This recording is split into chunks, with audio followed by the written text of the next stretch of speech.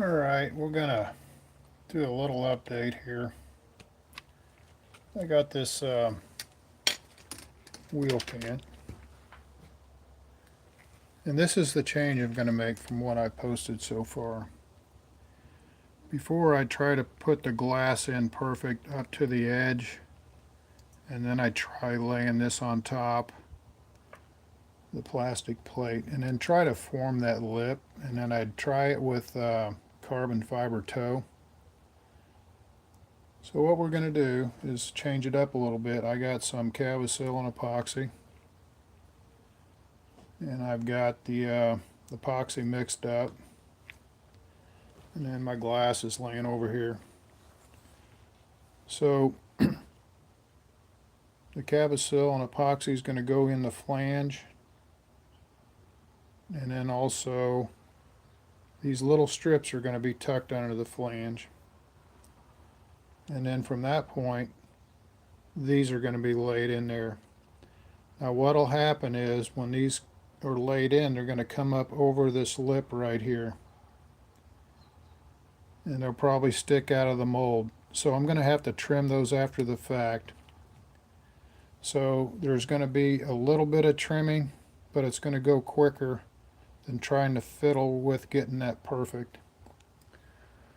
So let's see if I can get this crazy phone sitting here to where it's going to be oriented in the right direction.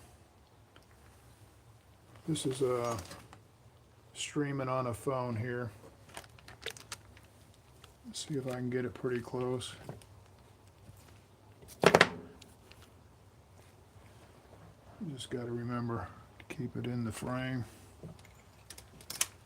Okay, so let's start out with getting some epoxy in this mold. Now I've already got the PVA in the mold and on this flange. Alright, this is a HTR 250, and I use 386 curing agent.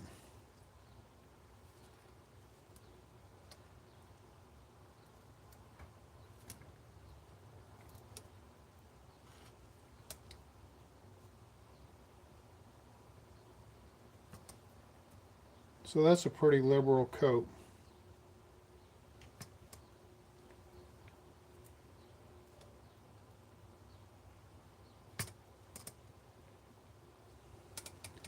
Well, let's try putting a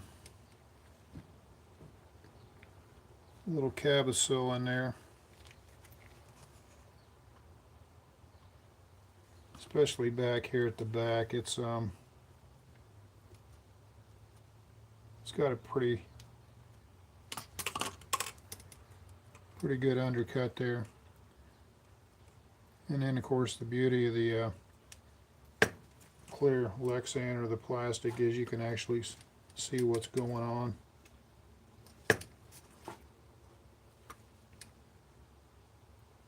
You can tell if you've got it underneath the lip. So I'm going to go around the edge. The only thing I might think of doing later on, we'll see how this turns out. I might decide to go with cotton flocks instead of Cavasil.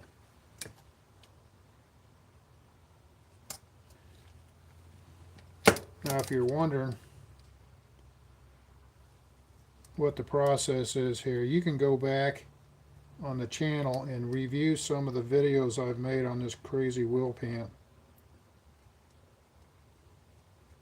It's just turned into a big science fair project here.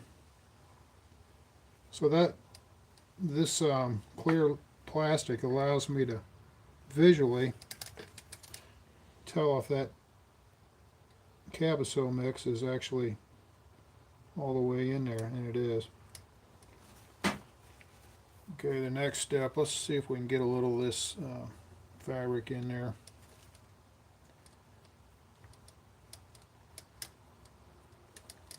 And it's not going to go in there perfect, but I'm going to try to work it underneath the flange slowly. Take your brush and just sort of maneuver that around a little bit. what I'm trying to do is get just a little bit of cloth underneath there for some strength on that flange.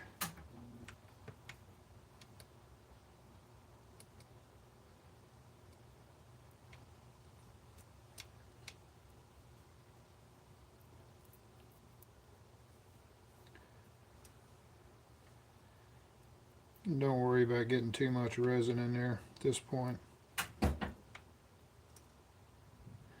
You can always blot it out later. Now, right up here, I sort of overshot it. See if I can pull some of that glass out of there. It sort of went over the edge.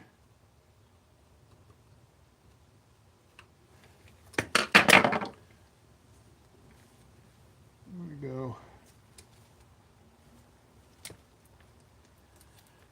With this cloth, anytime you deal with something this fine, you don't have too many choices to reposition. As soon as it goes in, little thin strips like this, you basically got a one-shot deal.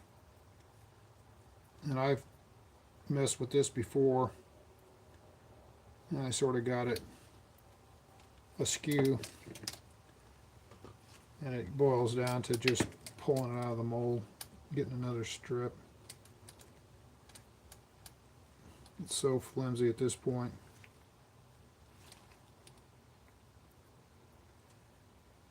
Now right there, it didn't want to go around that corner. It wanted to come up out. It's alright, we're just going to snip it off. So that's good enough.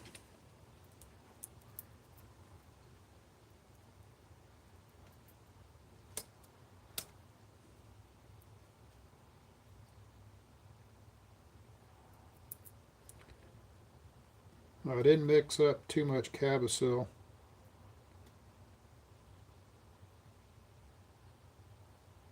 And I think I might go back and mix up a little bit more resin and Cabosil.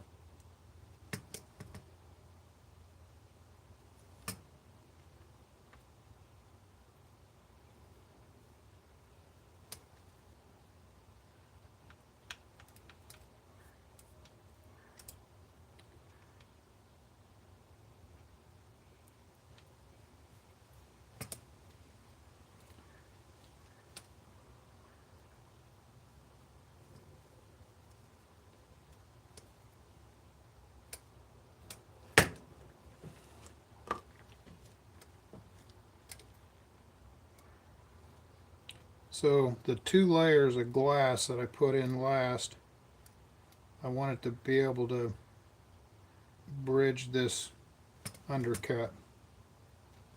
Let's put another glass strip in there.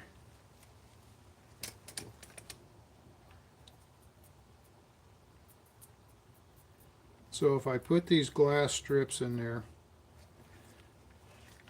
if these pieces I cut fall a little short, it'll be okay because we've actually got some material right up next to the flange. I was just cutting them too tight previously.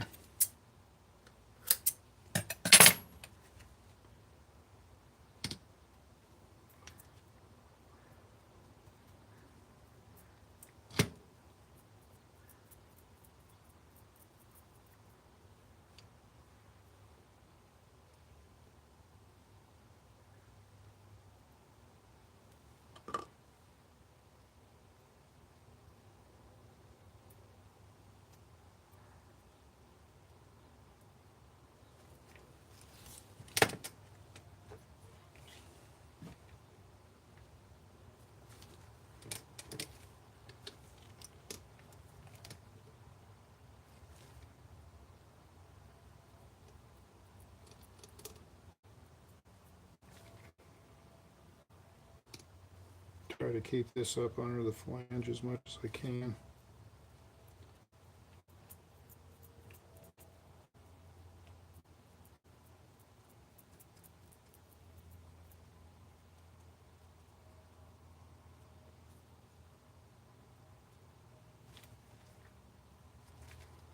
This is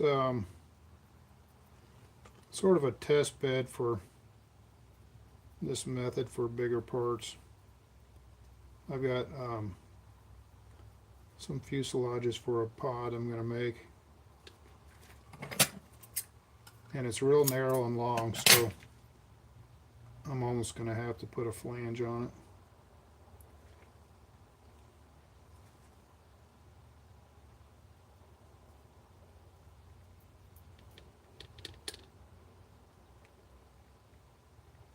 And if you get any strands that are just sort of floating around, just pack them down in there, tamp them down. You're better off putting them in the mold and trying to pull these little strands out.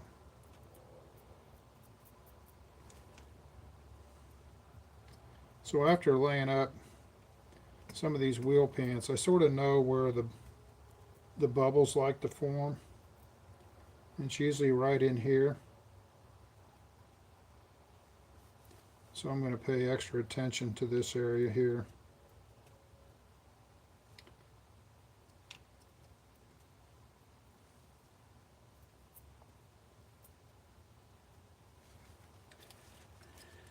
So that looks pretty good. Now I'm going to put some more resin into some Cabicil. Got to make sure I got enough left to actually do the glass.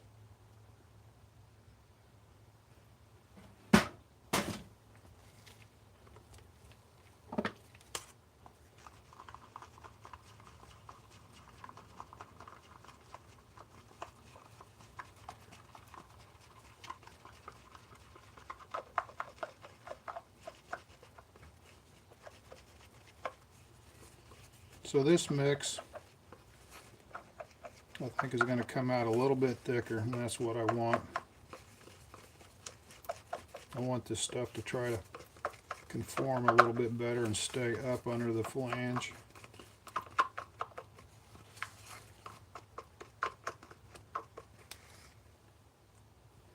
So yeah, it's fairly thick.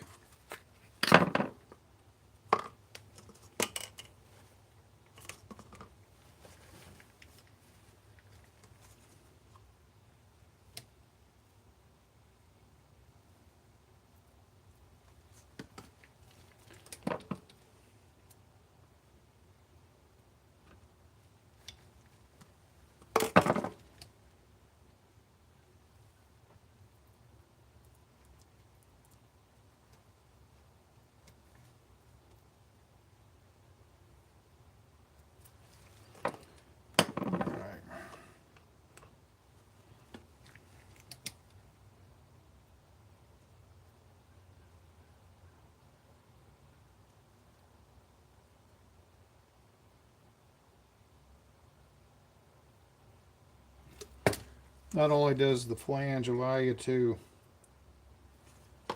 join the two halves without seam tape, but I believe it adds a lot of strength.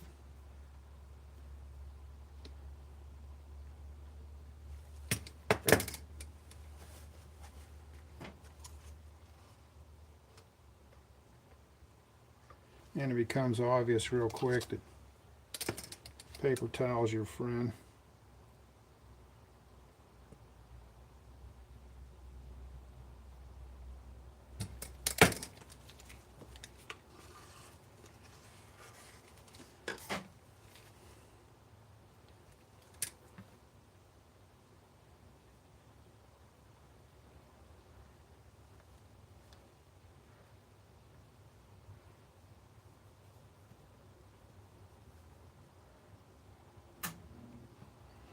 So I'm just getting a visual here, trying to visualize enough of this Cabicil to actually form it to where it's going to stay put and allow the glass to bridge that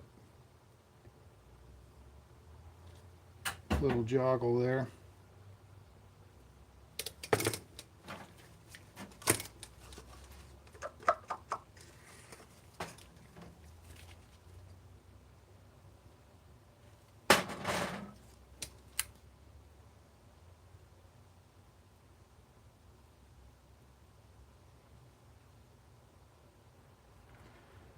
So that's about as good as it's going to get. I'm going to lay these in there. Got 2 layers of cloth that's going to go in there. And then also there's going to be 2 little squares where the landing gear goes. The axle.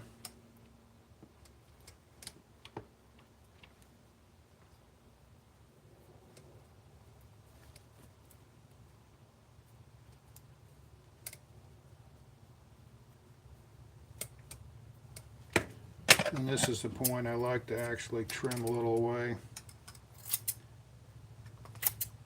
Get too much hanging out. Doesn't allow the glass to conform.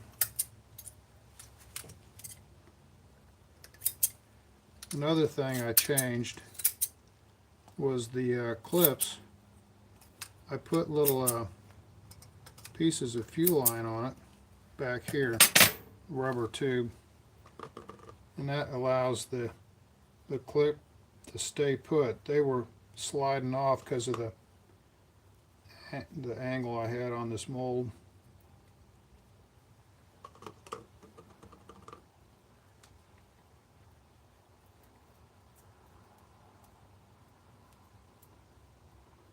Now once you get this layer of glass in there, if you look underneath it, that cabosil with the extra resin is actually starting to conform.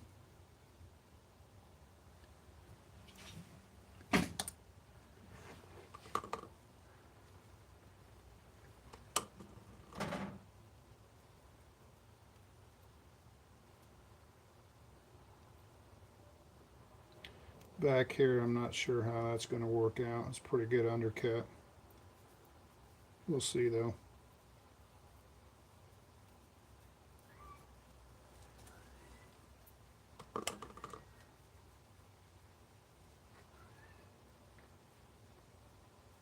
Now I made a couple of these pants with the HTR 250 or EPON 815.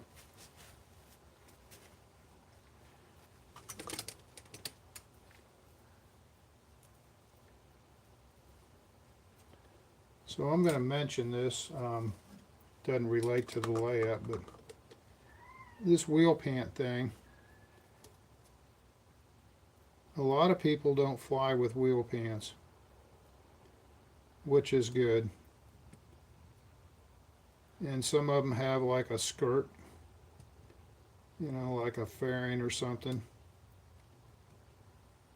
But here's the bottom line. It doesn't matter if you go with the skirt or the wheel pant or what your configuration is. If they're not in line, it's going to cause you trim problems. And if you can't afford the extra weight dangling below the plane, that's an issue too. So I got a video that says, you know, don't fly without your pants, but it's that was sort of tongue-in-cheek as a joke. So imagine the wheel pants or skirts being cattywampus to where they're not in line, and all of a sudden you've got 2 trim tabs below your airplane causing the plane to fly funny. And I can't remember what article, maybe it's Pamper or Flying Models. Bob Hunt had a video that talked about that. He was discussing how to line everything up. So he had jigs. When he set up his wheel pants, he had jigs to actually make sure that everything was in line. And that's super important. And another thing, I think if you fly off different surfaces like asphalt and then sometimes grass, you know, you might think about having 2 landing gear bolt on. one for grass and one for asphalt. It's pretty obvious, you know, grass is going to cause everything to take a beating, depending on your field, of course. But so this is the last layer.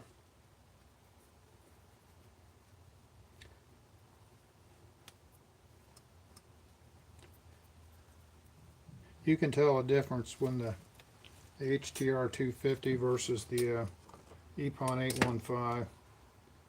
There's a lot of difference. So this cloth conforming to the nose of this wheel pant is just about maxed out as far as conforming.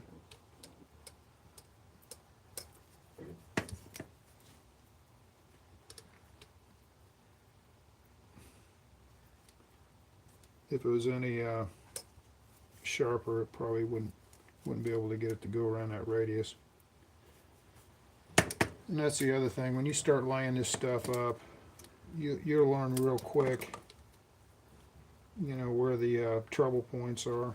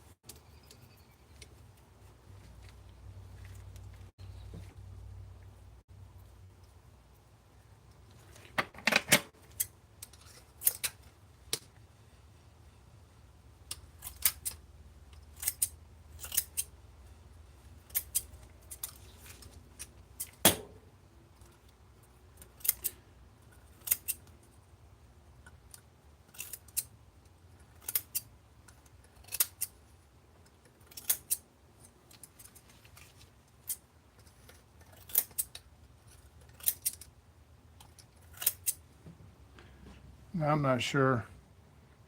I can't see any live chat on this thing, so if you guys are commenting, I got the camera flipped around on this thing. So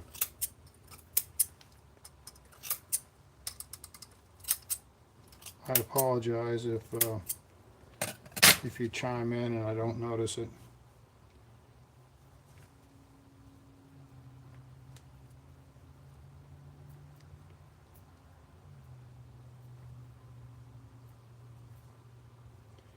Now it'll be interesting to see how easy it is to trim all this up since I let this glass come out of the mold. It should trim quicker because there's a flange there, and the flange is a lot stiffer, of course, than the actual old way of doing it, where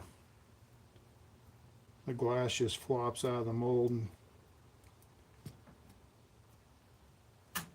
now I'm going to tuck this pretty tight back in this corner.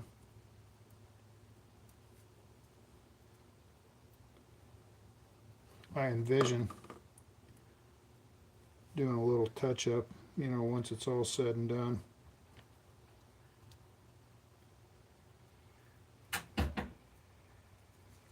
I think it's almost impossible to lay this stuff up without one little bubble.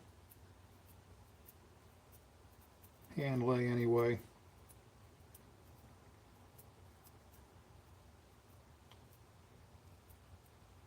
So I'm pushing this pretty tight under the flange, and I'm trying to work out a couple bubbles that I'm looking at. Well, so far my clamps have stayed on. The other day when I was doing this, one of them wasn't shooting across the shop, sprung off the mold.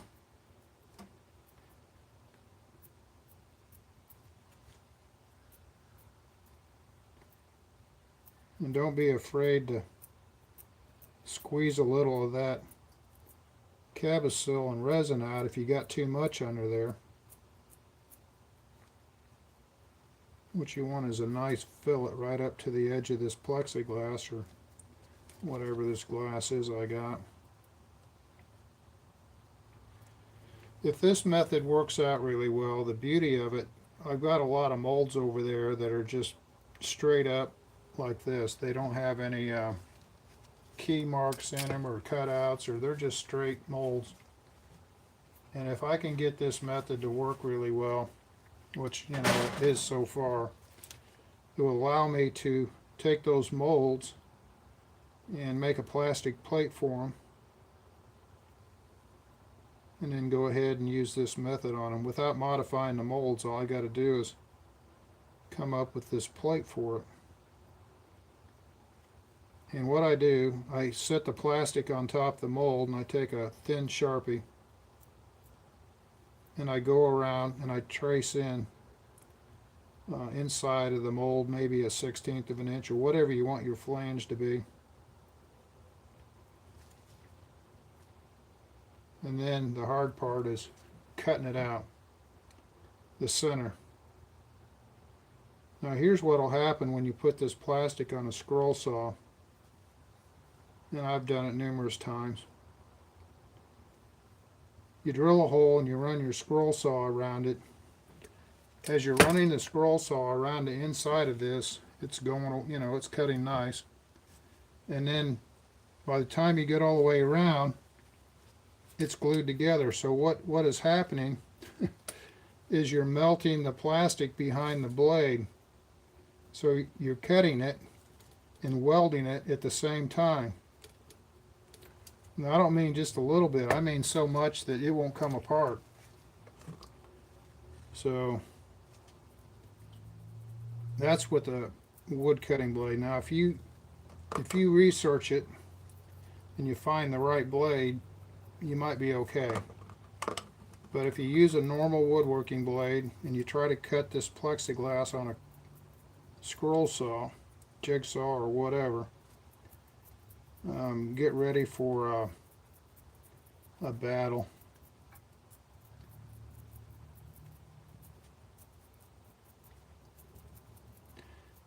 So let's say this method here, with this extra rim, and let's just say that it picks up a couple grams, and it's like, well, maybe it's just a little heavy. I can cut back. There's a gentleman that watches, he said 4-ounce cloth. So instead of 3.2 ounces, I can go 3.2 and a 1. So I've got a little bit of room to cut back. I just didn't want the pant initially to be so flimsy that it didn't have enough structure to hold up.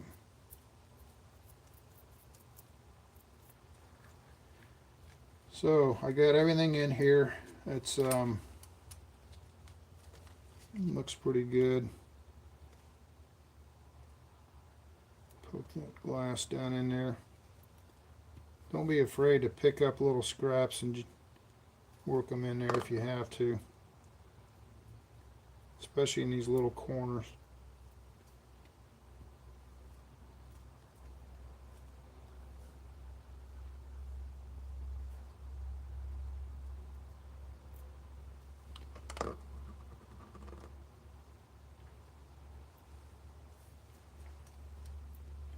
That's hard to tell. I'll find out when I open this thing up how bad that is in there.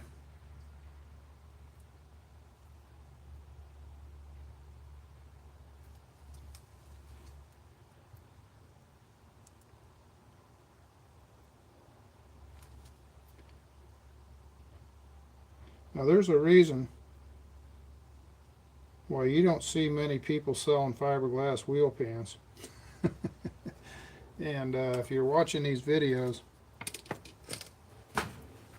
you pick up on it.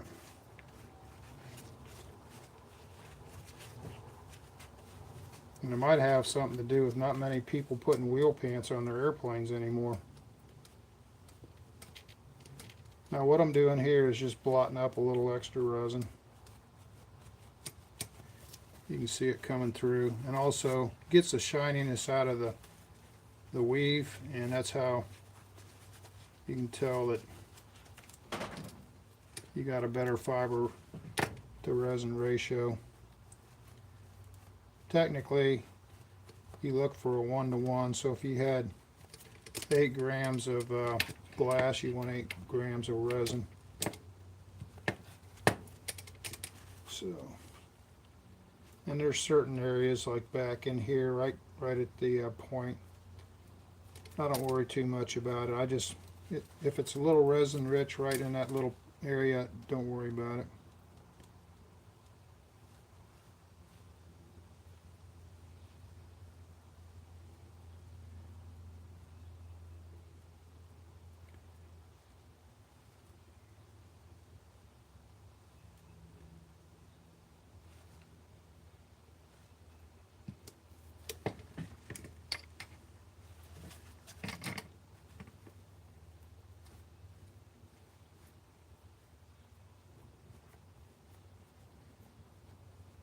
Now the EPON 815 and HT 386, when you lay that cloth on it, it basically just falls into that resin. It's so thin, especially when you first mix that resin up. The viscosity of 815, the EPON 815 and 386, which is 33% per hundredweight, it's a very low viscosity. You could almost vacuum infusion, or whatever they Vartam, or they got a bunch of names for it. It's that thin. Now you can buy resin that's made for that purpose, and that's a good deal. You could use that to hand lay your parts. I was sort of using that type of resin by accident in 1996 and 92, in that era. By mixing the EPON and the 386, it gave me a resin infusion type resin.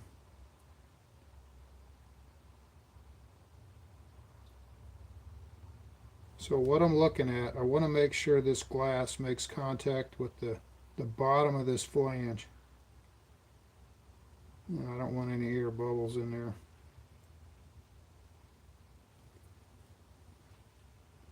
And if you're doing wheel pants or multiple parts, it doesn't hurt to set this aside, go to the next part, and then come back 15 minutes later and do another inspection. Sometimes you'll get a little bubble pop up that you didn't see before. But this is looking pretty good right now. It's about time to put this in the warming box.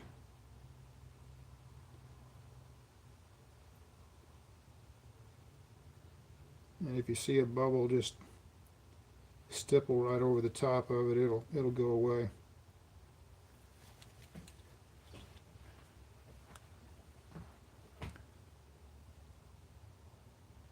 So it's a little shiny, but I can blot a little bit more.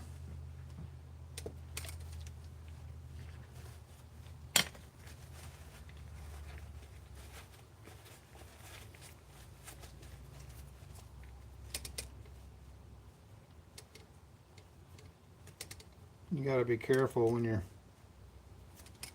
blotting this stuff. You don't scoot it around. Also, by blotting it, it forces it down. You get about as good a compaction as you can get without a vacuum bag.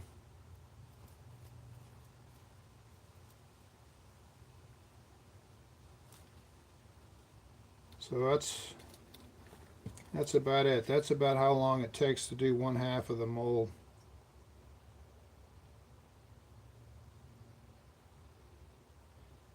And I'm almost positive with those 2 strips I put around the perimeter cavicell, plus this coming over the top of that, this is going to be a really good rigid wheel pant. And I just hope it comes out pretty close to the same weight as the first couple I made. And if that becomes an issue, then we'll cut back on the second layer of glass. I've got some fiberglass over there that it's let's see, what is it, 3/4. Got some stuff that's a lot lighter, and there's more down there on the bottom rolls. So we'll see. We'll come up with something.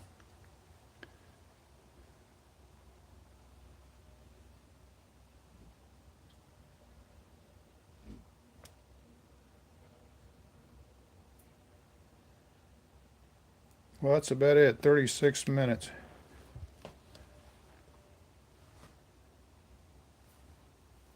So 36 minutes. Let's just say I did both halves in an hour. Let's say 45 minutes. So you get 3 hours in a pair of wheel pans. That's not bad. So anyway, thanks for coming by. Share this if somebody would like to watch it. And see you next time.